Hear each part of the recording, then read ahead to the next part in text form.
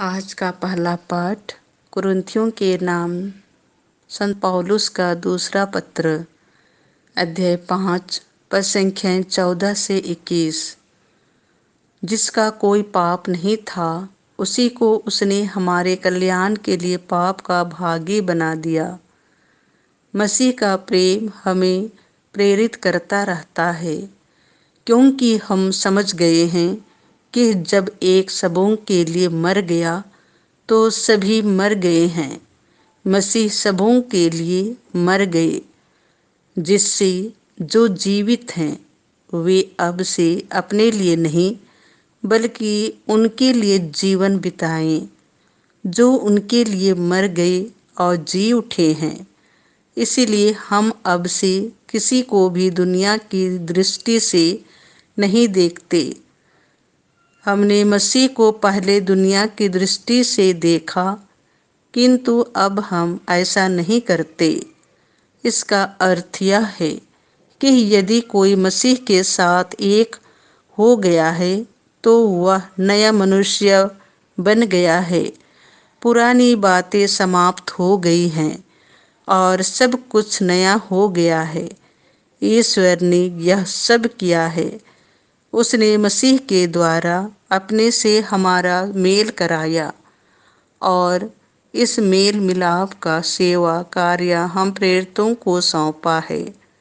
इसका अर्थ यह है कि ईश्वर ने मनुष्यों के अपराध उनके खर्चे में न लिखकर मसीह के द्वारा अपने से संसार का मेल कराया और इस मेल मिलाप के संदेश का प्रचार हमें सौंपा है।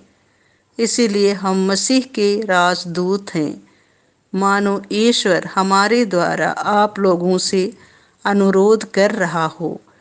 हम मसीह के नाम पर आप लोगों से यह विनती करते हैं कि आप लोग ईश्वर से मेल कर लें।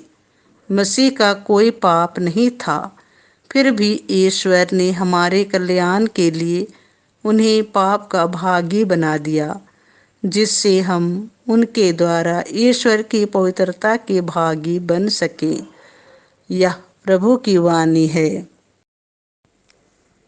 संत लूकस के अनुसार पवित्र सुसमाचार, अध्याय 2, पद संख्याएं 41 से 51।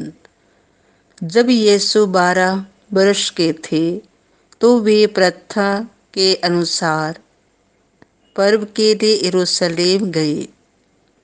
पर्व समाप्त हुआ और वे लौट पड़े, परंतु बालक ईसा अपने माता पिता के अनजाने में यरूशलेम में रह गया।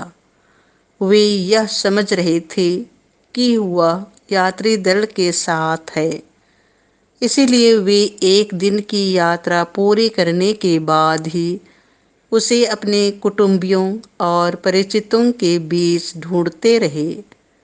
उन्होंने उसे नहीं पाया और वे उसे ढूंढते ढूंढते यरूशलेम लौटे। 3 दिनों बाद उन्होंने ईसा को मंदिर में शास्त्रियों के बीच बैठे उनकी बातें सुनते और उनसे प्रश्न करते पाया। सभी सुनने वाले उसकी बुद्धि और उसके उत्तरों पर चकित रह जाते थे। उसके माता पिता उसे देखकर अचंभे में पड़ गए और उसकी माता ने उससे कहा, बेटा, तुमने हमारे साथ ऐसा क्यों किया? देखो तो तुम्हारे पिता और मैं दुखी होकर तुमको ढूंढते रहे।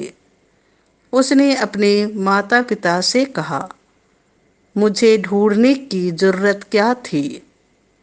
क्या आप यह नहीं जानते थे कि मैं निश्चय ही अपने पिता के घर हूँगा?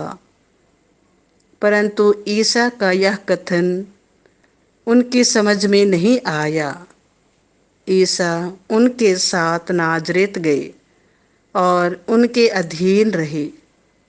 उनकी माता ने इन सब बातों को अपने हृदय में संचित रखा। ईसा की बुद्धि और शरीर का विकास होता गया। वह ईश्वर तथा मनुष्यों के अनुग्रह में बढ़ते गए। यह प्रभु का सुसमाचार है।